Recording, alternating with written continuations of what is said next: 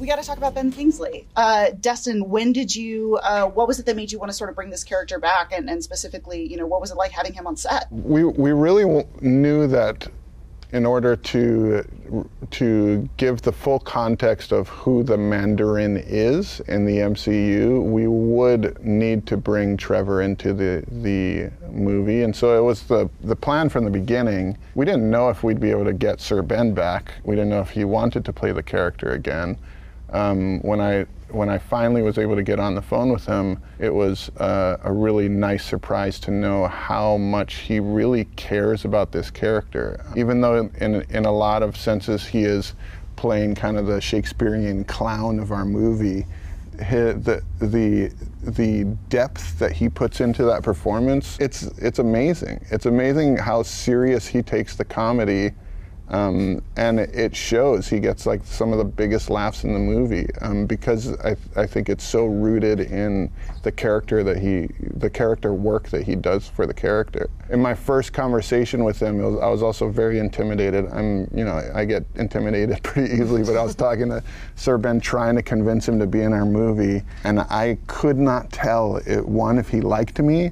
I couldn't tell if he wanted to be in this movie until the very end of the conversation. He said, hold on, someone's shouting at me from the other room. And I heard a voice shout. He would stop talking to me, and I hear a voice shouting from the other room saying, who's on the phone? Who are you talking to? And he's saying, I'm talking to Destin from Marvel Studios. He wants you to be in the next movie. And I realized he was playing Trevor in the room, and he was talking to Trevor, and Trevor was asking who he was talking to, and then I heard Trevor say, of course I'll be in that movie. When do we leave? And that's when I knew that he would be in the movie. That's a trick to how to cast Sir Ben. And that bit went on for like 4 minutes. It wasn't just like a little joke, it was like a full scene. That's awesome. It's time for you to take your place by my side.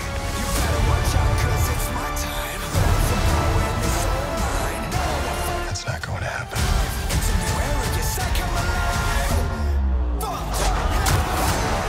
And Meng'er, I wanted to ask you. Your character has this great scene at the end of the film, basically, where we see her sort of following in her father's footsteps.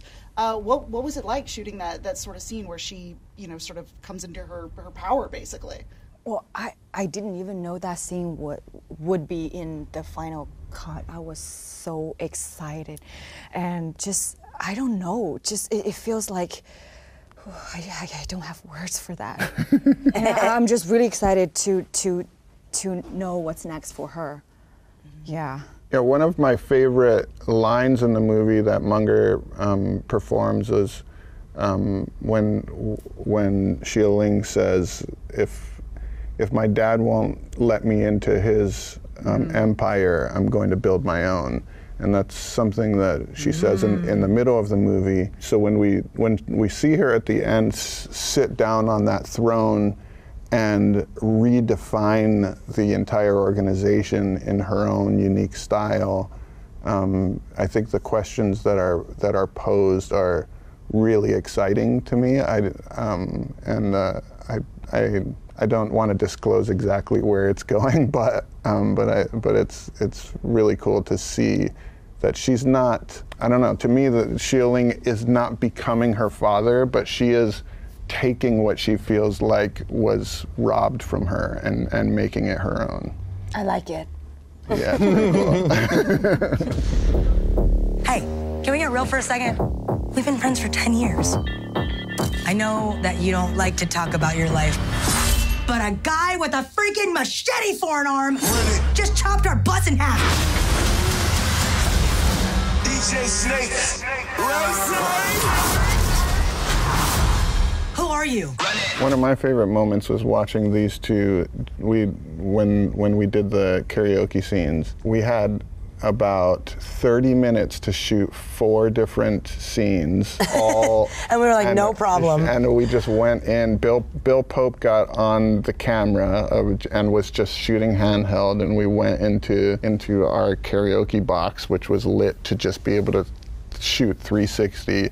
and we just started cycling through songs, and they just played getting drunker and drunker as the night It was bizarre because you had the controller, and you were like, okay, Old Town Road, and Destin was like, and you're like, you could do whatever. There were peanuts on the thing. It was a fully built karaoke set. It was like fully functional. It was a disco ball. But just a room. It was just the room, yeah.